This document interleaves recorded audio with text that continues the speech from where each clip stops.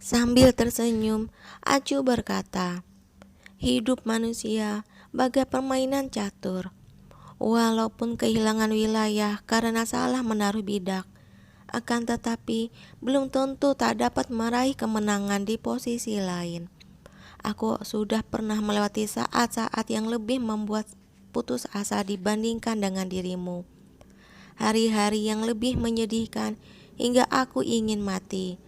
Aku tetap masih dengan sedikit demi sedikit berkeras untuk terus melaju.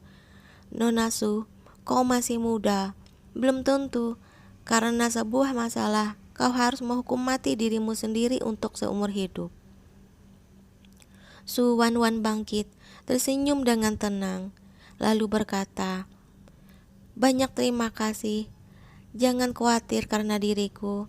Kau dan Kiyoshi akan segera menikah. Setelah itu, urus dia baik-baik. Acu mengangguk. Aku akan melakukannya. Setelah itu, Su Wanwan langsung melangkah keluar kamar. Punggungnya kurus kering di bawah sinar lentera. Bayangannya nampak menggantung di lantai. Di luar, entah sejak kapan, hujan musim semi turun, melayang-layang dengan ringan dan jatuh di atas tubuhnya. Ranting-ranting pohon liu di seluruh halaman seakan diselimuti bunga es, sedikit demi sedikit menyembunyikan sosoknya. Acu mendadak teringat ketika ia melihat lukisan potret itu bertahun-tahun silam di Wisma Kingsan. Gadis itu mengenakan gambar warna kuning muda, senyumnya cemerlang bagai sekuntum bunga peony yang sedang mekar.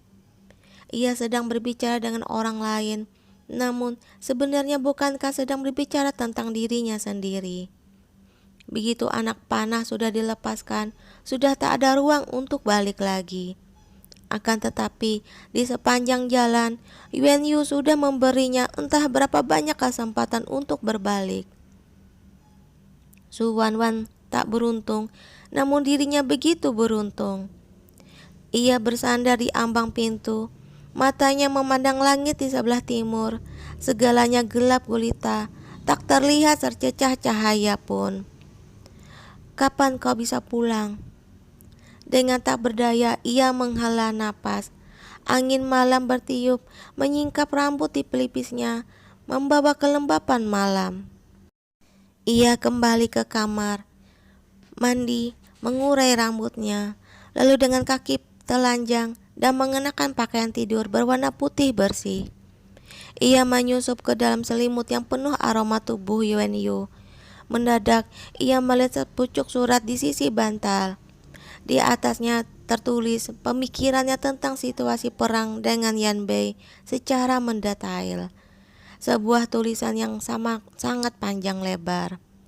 Surat ini akan dikirim ke Yan Yu, namun belum selesai ditulis. Yan Bei tak akan berpura-pura lemah. Kalau Yan Kun unjuk kekuatan, mungkin di dalam negerinya memang benar-benar ada masalah. Kalau Yan Kun menunjukkan kelemahan, mereka harus benar-benar berpikir apakah ia akan melakukan suatu gerakan besar. Aib! Sambil mengerutkan keningnya, Acu merenung. Ia berharap bahwa Yan Kun benar-benar tak punya kekuatan untuk berperang dan dapat kembali melawan Dakia setelah Joce naik tahta. Ketika teringat akan orang aneh yang kebetulan ditemuinya malam itu dan mimpi yang menyeramkan itu, kepalanya menjadi agak sakit. Tak akan terjadi apa-apa, bukan?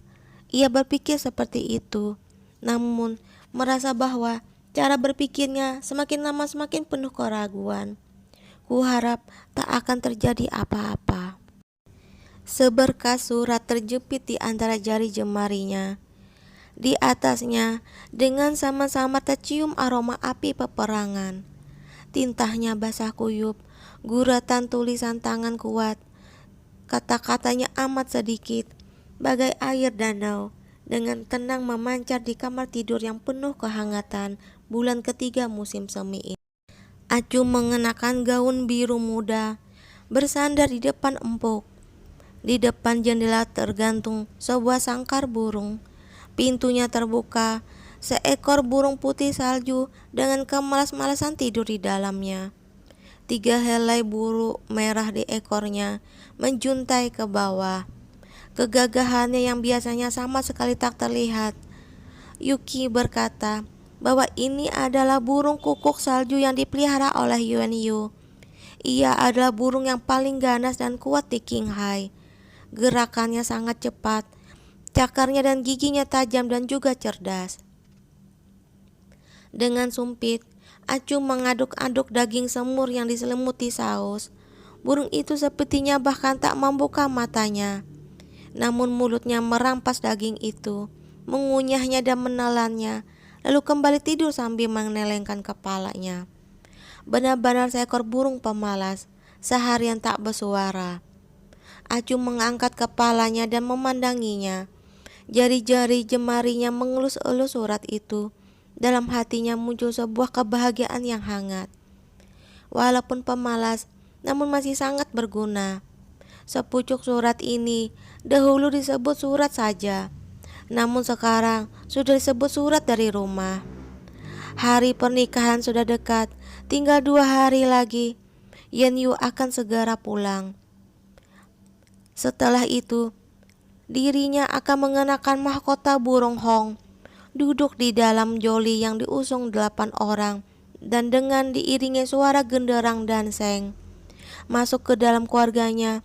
Setelah itu ia akan menjadi istri sahnya. Sampai sekarang, ginti berlapis emas itu masih ditaruh di bawah bantalnya. Di atasnya dilukis sepasang bebek Mandarin yang sedang bermain air dengan bubuk emas, burung biyi, dan bunga-bunga berwarna-warni yang harmonis. Di dalamnya, di sebelah kiri dan kanan, ditulis nama mereka berdua. Acu berpikir, mungkin dirinya adalah burung kukuk salju Qinghai itu. Ia sudah menanggalkan keganasannya, memandamkannya nafsu membunuhnya. Dengan hati tenang terdiam di kamar yang terbuat dari emas. Walaupun pintu sangkar terbuka lebar, tak lagi ingin melangkah keluar. Di dunia ini ada 1001 macam pintu, namun pintu yang benar-benar dapat menghalangi langkah seseorang selalu tak berwujud. Ia adalah menteri perang Dakia, namun juga kedudukan sebagai raja pembayar upeti, dan dirinya sendiri pun akan menikah dengan seorang putri. Barang-barang perlengkapan pengantin wanita dan mas kawin ditumpuk di sebuah rumah. Berbagai macam perhiasan dan barang langka menggunung.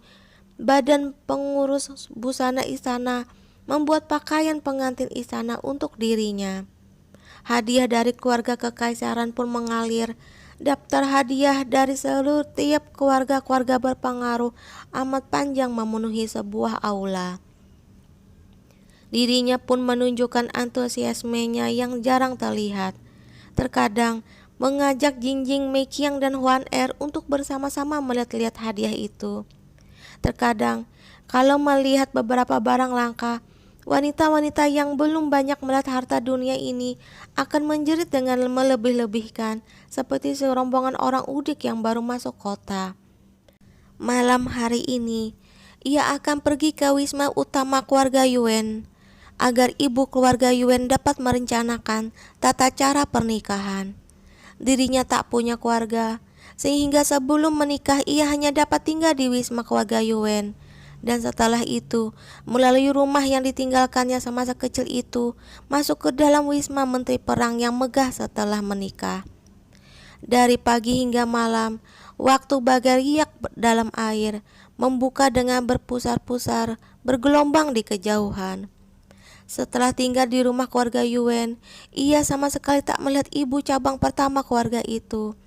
Hanya saja karena harus ditemani oleh seorang dari keluarga Jing, Acu membawa gadis bernama Jing Jiaohe itu. Terkadang ia termenung, wanita yang berasal dari keluarga sederhana ini dapat dengan tenang menyulut dupa suhe. Aroma dupa itu sangat akrab. Dengan samar-samar ia teringat bahwa bertahun-tahun yang lalu, saat ia masih kecil, dirinya pernah mempelajari cara meraciknya di rumah obat. 1 kian biji su, 1 kian lili, 1 kian fangkui, 1 kian bubuk emas, 2 kian benang sari lotus, 2 kian busa mawar, 2 kian minyak pisang, 2 kian. Semua bukan bahan-bahan yang mahal, namun aroma yang dihasilkannya menenangkan jiwa, sangat membantu bagi orang yang diganggu mimpi buruk hingga dapat tidur dengan nyenyak. 2 hari kemudian, seorang pelayan masuk dan berkata bahwa Yuan Yu sudah kembali ke kota, lalu pergi ke rumah utama untuk mengunjungi orang tuanya.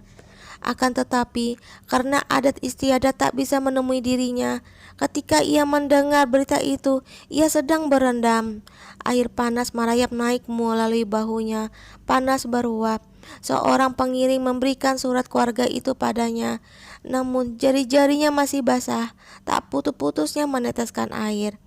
Bercak-bercak air pun muncul di kertas surat itu, membuat tinta di atasnya meleleh hingga terhapus. Di tengah uap air yang berkabut, hanya ada sebaris kata, guratan kuas jelas. Tulisan tangannya kurus dan anggun. Aku sudah pulang, 5 hari lagi akan datang menjemputmu. 5 hari lagi adalah hari pernikahan besar mereka. Di tengah malam, Acu menjulurkan tangannya dan menarik sebuah sulur yang agak mengering karena terbakar sinar matahari di siang hari. Di jari-jarinya dengan sama-sama nampak butiran-butiran garam yang putih berkilauan. Bagian yang basah memancarkan air, sesuatu yang terpendam dalam pikirannya. Sedikit demi sedikit merayap menaiki sulur hijau yang berlekuk-lekuk itu. Sebaskom air garam memancarkan kilau emas muda. Kertas surat itu mengambang di dasarnya. Tulisan berwarna pucat pun dengan sama-sama muncul di atasnya. Huruf-huruf amat kecil yang amat padat.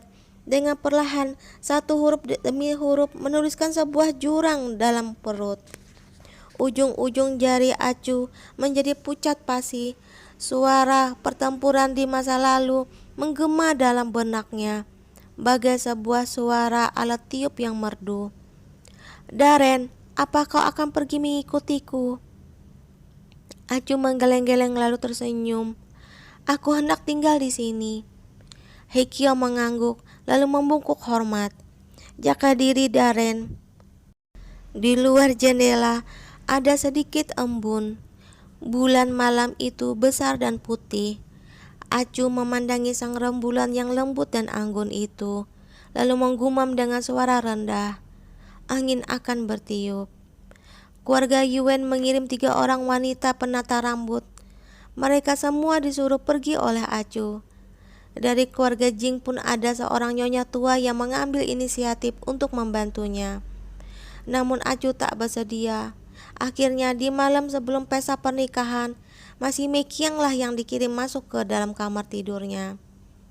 Sepasang tangan Mekiang yang selalu tegar gemetar, ia membantu dirinya mengenakan baju pengantin berlapis emas bersulamkan bunga haitang yang tepinya bersulamkan burung luan emas. Rompi berwarna 8 yang bersulamkan bunga peoni dalam lingkaran.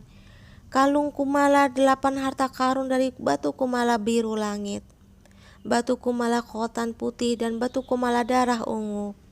Medali emas berpita ungu, serta hiasan rambut dari mutiara dan batu giok yang berbentuk burung luan emas bersayap warna-warni. Di bawah sinar lentera yang berkilauan, ia nampak luar biasa, seluruhnya indah. Air mata Mekiang bercucuran dari rongga matanya. Namun, sudut-sudut mulutnya terangkat tinggi-tinggi, senyumnya cemerlang bagai awan. Acu mengansurkan tangannya dan menghapus air matanya, lalu memeluk wanita yang selalu mengikutinya selama bertahun-tahun ini. Gincu di pipinya merah bagai daun mapel, di bulan 9 berkilauan dengan cemerlang. Nona, Mekiang memeluk dirinya, suaranya bergetar menyimpan seduh dan tak dapat ditahan. Nona, Nona, ia tak kuasa berbicara, hanya memeluk dirinya berulang kali memanggilnya Nona, lalu dengan lepas mengucurkan air mata. Pagi-pagi keesokan harinya, akhirnya Acu pun menyambut hari pernikahan besarnya. Dengan diiringi para petugas upacara dan pengawal biantang, Mereka mempersiapkan upacara pernikahan untuk seorang putri. Kereta burung Luan berangkat dari keluarga besar Yuen, datang ke kedutaan Biantang di Zhenhuang untuk terlebih dahulu menerima titah mendiang Kaisar Lice serta menerima hadiah dari Kaisar Biantang sekarang, Li Qiuyi. Lalu keluar dari gerbang Qiuyi dan gerbang Qiankun, kegembiraan memenuhi angkasa, suara genderang dan seng serentak berkumandang. Kain sutra merah dan brokat merah tua yang indah terhampar di sepanjang jalan, lembaran-lembaran emas berjatuhan bagai bunga es. Zhenhuang pun mengirim banyak petugas upacara untuk mengiringi kereta. Suara musik dan genderang terdengar dengan meriah. Semuanya adalah tata cara upacara Hekin. Rakyat berkerumbun, padat dan luas bagai lautan. 80 pengiring pengantin perempuan duduk di dalam kereta burung Luan kecil. Di belakang kereta itu masih ada saudari-saudari dan nyonya-nyonya keluarga Yuen. Telapak tangan Acu sangat lembab, sepertinya mengeluarkan banyak keringat. Cadar pengantin berwarna merah menutupi pandangan mata. Ia hanya dapat mendengar suara genderang dan gong kegirangan itu. Dalam hati Acu muncul sebuah rasa tegang yang samar-samar. Rombongan itu sedikit demi sedikit berjalan, sedikit demi sedikit mendekati Wisma Menteri Perang. Jalan ke tempat itu sudah dihafalnya di luar kepala. Acu tahu kalau tak muncul suatu hal yang tak diduga, di jembatan merak di depannya, petugas upacara Biantang akan menyerahkan Jolie pengantin kepada petugas upacara Dakia, dan Yuan Yu pun akan menjemput pengantinnya di jembatan merak. Akan tetapi, ketika mereka baru saja tiba di Danau Yuliu, kereta burung Luan itu melambat lalu berhenti. Hati Acu mendadak melonjak. Hampir pada saat yang sama, suara genta kuno sekonyong-konyong terdengar dari istana Sengjin. 14 dentang-gentang yang hikmat dan penuh duka bergema di jalan panjang yang lebar itu.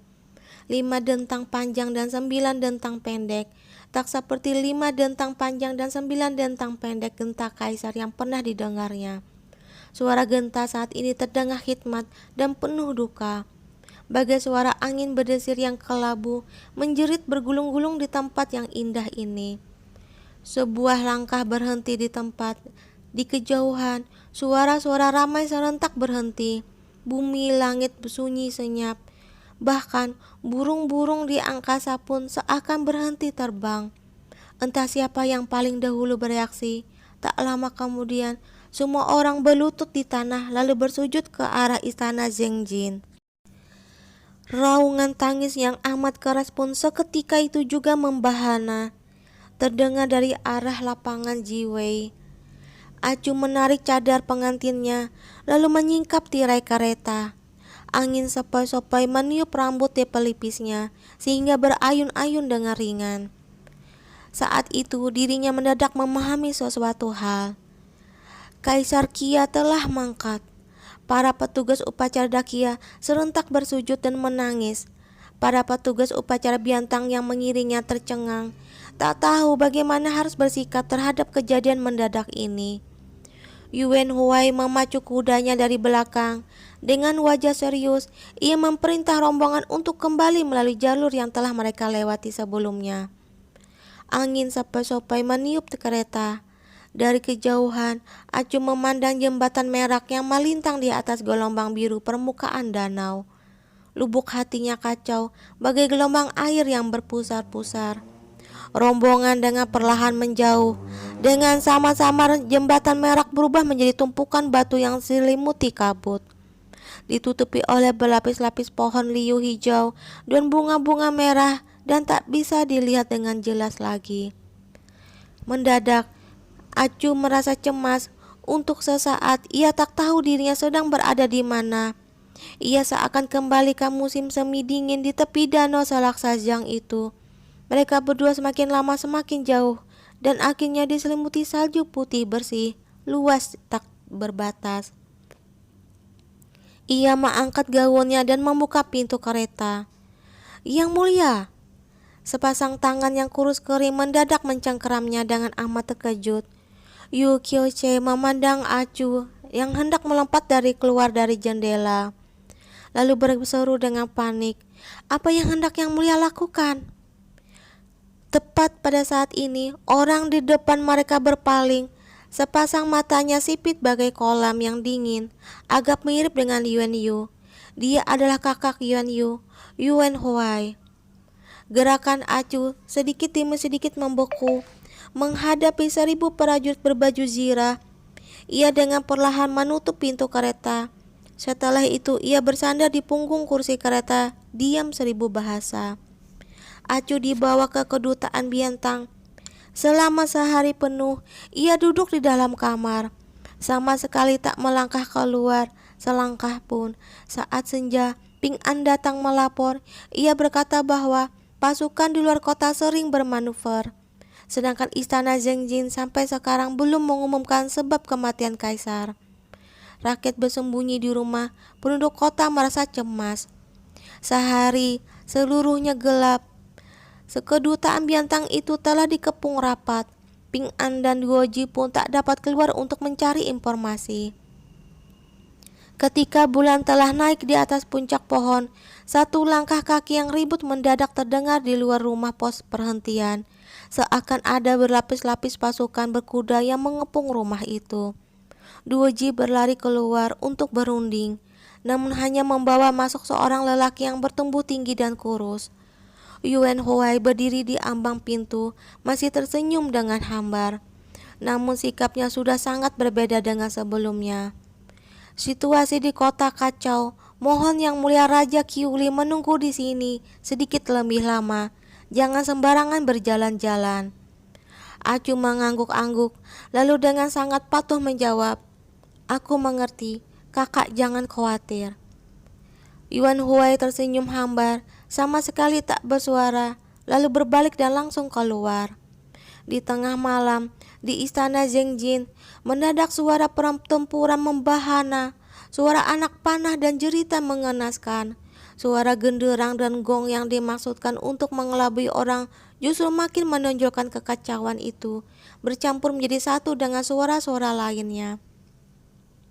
Dengan cemas, Ping An berlari masuk, lalu berseru dengan nyaring, "Jiji, kita dikepung." Acu masih mengenakan pakaian pengantin. Ia duduk di kepala meja, tangannya menggenggam sebuah cawan teh. Mendengarnya ia tak bergeming, hanya sedikit mengerenyutkan keningnya untuk membuktikan bahwa ia telah mendengar perkataan anak itu. "Jiji, kita akan bertempur keluar sambil melindungimu." Jingjing mengenakan pakaian perang, sebuah busur kecil tergantung di punggungnya. Beberapa orang petugas upacara Biantang tua yang panik berdiri di sampingnya. Wajah mereka pucat pasi karena ketakutan. Acu menggeleng-geleng, matanya memandang keluar pintu. Ia separuh menggenggam tinjunya. Di bawah cahaya lilin, baju pengantin yang berwarna merah terang mempesona, bagai diwarnai dengan darah. "Nona, Yuan Huai ini bukan orang baik. Ia sedang memasukkan kita ke dalam tahanan rumah." Mi Qiang pun maju ke depan dan berbicara. Di pukul 9 malam, suara pertempuran di luar sedikit demi sedikit berhenti. Yuan Huai kembali datang. Kali ini ia sudah tak sedikit pun menutupi keperbuatannya. Dengan tenang ia berkata, "Mohon pergi ikut aku." "Bagaimana dengan Rong Er?" "Kau jangan khawatir, aku tak punya permusuhan dengan Li Ce. Asalkan kau bersedia bekerja sama, kujamin anak itu akan baik-baik saja." Acu bangkit, lalu dengan amat lugas berkata, "Aku akan pergi bersamamu." Yuan Huai memandangnya dengan kagum, lalu memujinya. Pandangan mata si tua keempat termasuk tak jelek. "Kau mengkhianati keluarga, apa kau tak takut akan menerima pembalasan?" Yuan Huai tertawa terbahak-bahak. Ia harus bersabar selama bertahun-tahun, dan rupanya baru hari ini dapat melampiaskan perasaannya. Sambil tersenyum hambar ia berkata, "Mengkhianati keluarga? Bagaimana kau tahu kalau justru keluargalah yang mencampakkanku?" Acu mendadak menahan pandangan matanya yang tajam. Ia berpikir untuk beberapa lama, lalu akhirnya mengangguk. Aku mengerti. Kau benar-benar orang yang cerdas, langsung mengerti. Acu bertanya, Zhou yang dapat memberikan keuntungan apa bagi keluarga Yuan, sehingga kau rela menempuh bahaya yang begitu besar? Tak ada keuntungan apa-apa, Yuan Huai berkata dengan hambar. Hanya kalau Zhou yang naik tahta, Dakia akan tetap Dakia, keluarga berpengaruh tetap keluarga berpengaruh. Kalau Zhao Ce yang naik tahta, Dakia akan berubah menjadi King Hai, berubah menjadi Donghu, dan kemana keluarga-keluarga berpengaruh akan pergi, aku tak berani menentukannya. Tentu saja. Acu mengangguk tak lagi menjawab. Si tua keempat sudah dikepung di lapangan Ziwei, bawahan yang dibawanya hanya 3.000 prajurit. Semua prajurit lain berada di luar tembok kota. Pasukan ibu kota, Barak Yaoqi, dan Barak Lu, semua adalah orang kami. Sekarang pasukan Donghu, Zhou Ce sudah keluar kota dan melarikan diri ke timur. Mereka sudah tak berdaya untuk membalikan keadaan. Tetap mendukung mereka adalah jalan buntu. Kalau kau dapat menasihatinya untuk menyerah, aku masih bisa membiarkannya hidup. Acu mengangkat alisnya, memandangnya dengan amat tajam, lalu bertanya, apakah semua perkataanmu benar? Yuan Huai tersenyum, sama sekali tak palsu. Baik, sang pemenang menjadi raja, sedangkan sang pecundang menjadi bandit. Aku tak bisa berkata apa-apa lagi. Tunjukkan jalan di depan. Yuan Huai berkata, kalau begitu, aku masih akan sedikit menyusahkanmu. Acu menjulurkan tangannya lalu berkata, ayo berangkat. 2 orang pengawal dengan pedang bergantung di pinggang maju ke depan. Tangan mereka membawa tali tambang, hendak mengikat Acu. Sinar lentera di ruangan itu terang benderang. Suara pertempuran di luar sudah berhenti. Acu mengenakan pakaian pengantin, wajahnya tenang. Kedua lelaki tinggi besar itu berdiri di sisinya, masing-masing menahan sebuah lengan Acu. Yuan Huai berdiri di hadapannya, 4 orang pengawal pribadi mengikuti di belakangnya. Api lilin bergemeretak, angin berdesir, di tengah kegelapan, sepertinya ada seberkas cahaya putih bersih yang menerobos ke dalam. Acu mendengar instruksi yang terus-menerus diulang oleh sang pelatih di masa lalu. Gerakan harus cepat, kenali tempat dan harus bersiap. Pikiran harus mantap, kekuatan harus digunakan dengan tegas. Tepat pada saat tali diikat, tubuh Aceh mengegos. Ia berjongkok dan menghindari tangan para pengawal itu. Gerakannya amat cepat. Sepasang tangannya dengan secepat kilat mencabut pedang yang tergantung di pinggang kedua lelaki kekar itu, lalu menebas ke dalam kuat-kuat. Darah mencurat, sinar merah tiba-tiba muncul. Sebelum 2 jeritan mengenaskan menembus gendang telinga, 2 bilah pedang telah terbang di tempat dan dilempar dan menembus ulu hati 2 pengawal yang menerjang ke depan. Acu menggunakan kesempatan itu untuk maju ke depan, menjulurkan tangannya dan menangkap sebuah pergelangan tangan, mengunci leher seorang lelaki, membantingnya melewati bahunya, mengunci pergelangan tangan lelaki itu, lalu dengan ganas melepaskannya dari sendinya. Krek, sebuah suara mendadak terdengar, dan tubuh orang itu pun ambruk ke tanah dengan postur yang aneh. Di bawah perlindungan satu-satunya pengawal yang masih tersisa, Yuan Huai nampak berbalik hendak lari. Acu menarik keluar sebatang tusuk konde merah tua, lalu melambaikan tangannya. Dengan gesit ia melompat dari tempatnya semula, lalu menjambak rambut pengawal itu dengan satu tarikan. Ia merobek sehelai besar kulit kepala yang berlumuran darah, mencengkeram leher lelaki itu, lalu memutarnya kuat-kuat. Sepasang kaki lelaki itu meronta-ronta sejenak, lalu matanya tiba-tiba berbalik hingga terlihat putih matanya. Segalanya terjadi dalam sekejap mata. Setelah membereskan pengawal terakhir, Acu berjalan dengan perlahan ke arah Yuan Huai yang lehernya tertembus tusuk konde berwarna merah itu. Dari sepatu larsnya, Acu mengeluarkan sebilah pisau. lalu berkata dengan wajah tenang, "Sang pemenang menjadi raja, sedangkan sang pencundang menjadi pandit. Apa kau masih ingin mengatakan sesuatu?" Sepasang mata Yuan Huai terbelalak. Ia meronta mati-matian. Mata pisau acu tiba-tiba memotong. Darah pun mendadak muncrat. Pintu gerbang didobrak dengan suara berdebam. Angin malam mengarut tanah yang berdatar, menjerit menggulung pasir kuning dan dedaunan yang luruh.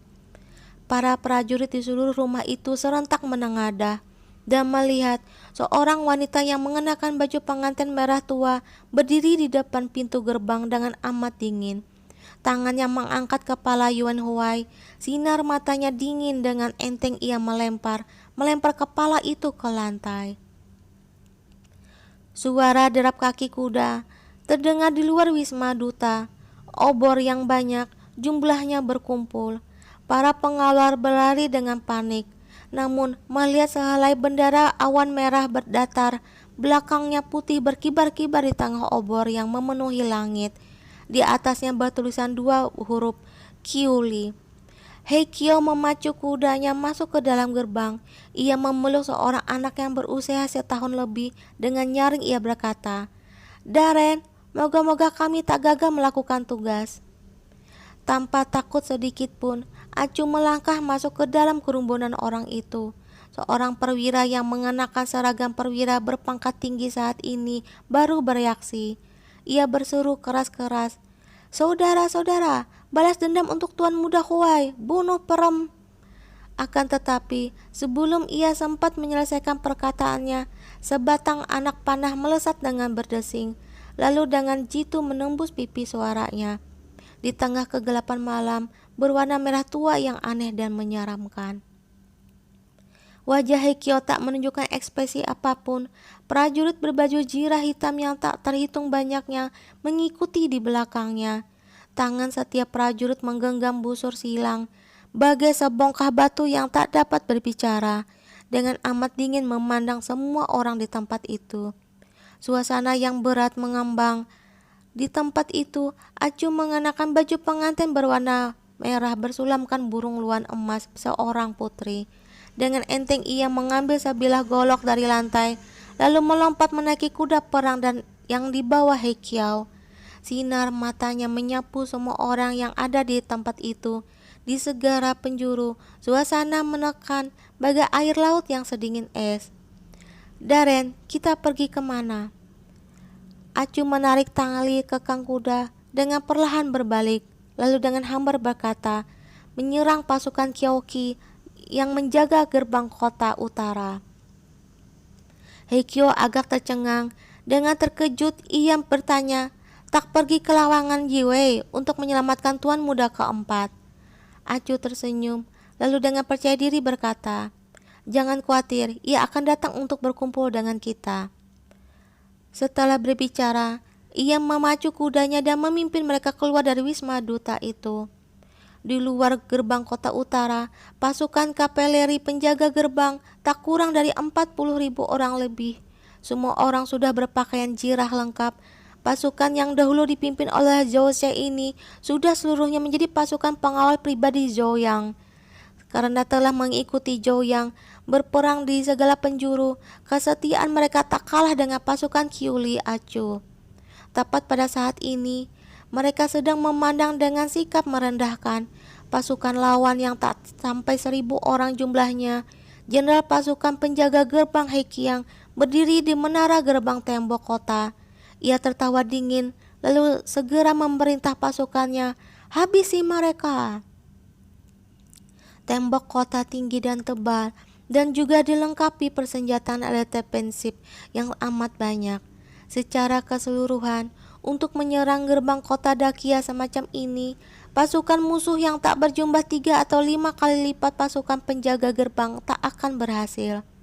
Akan tetapi, sekarang Acu hanya membawa tak sampai 1.000 orang dan berani menyerang pasukan besar selaksa prajurit yang melintasi gerbang yang tak bisa menembus ini. Hal ini sama dengan bunuh diri. Pasukan Kia mengirim seorang prajurit bersuara nyaring yang mula-mula menasihati Acu agar menyerah. Setelah melihat Acu selama setengah hari tak bereaksi, ia mulai memaki Wen Yu sebagai pengkhianat yang berkomplot untuk membunuh Kaisar Kia bersama Pangeran ke-7 Zhou Ce. Dan sekarang, setelah terkepung di dalam kota, tak bisa melarikan diri, walaupun menumpuhkan sayap dan pasti akan mati tanpa kuburan. Acu mendengarkannya dengan tenang, lalu tanpa bereaksi apa-apa. Akan tetapi, setelah beberapa lama, ia mendengar bahwa prajurit itu bicaranya semakin keterlaluan. Sambil berbicara bahwa Wen Yu berhubungan gelap dengan Zhou Ce, berhubungan sesama jenis dengan melanggar kepantasan dan sebagainya. Mau tak mau, hal ini membuat hatinya panas. Ia melambaikan tangannya ke arah Hekio dan berkata, "Busur!" Tanpa berkata apa-apa, Heikyo pun memberikan sebuah busur dan panah pada Acu. Acu menarik busur dan memasang anak panah. Seret! Anak panah itu pun tiba-tiba melesat bagai kilat. Namun prajurit itu juga lihai. Mungkin ia sudah bertahun-tahun sering bertugas memaki-maki seperti ini. Ia pun bergerak untuk mempertahankan diri. Begitu melihat anak panah Acu datang, ia berjumpalitan dan melompat turun dari punggung kuda. Namun siapa tahu, sebelum ia mendarat di tanah, dalam sekejap mata, sebatang anak panah telah menancap menyergap di bawah bagai setan, menembus mulutnya, lalu menembus keluar dari bagian belakang kepala. Heiki yang murka, seketika itu juga ia memerintahkan pasukannya untuk menyerang. Dalam sekejap mata, anak-anak panah melesat ke angkasa, menyergap bagai lautan yang padat dan gelap. Teriakan menyerang pasukan Kia bergema di langit dan bumi. Dibandingkan dengan suara ribut pasukan Kia, pasukan Qiuli seluruhnya tenang.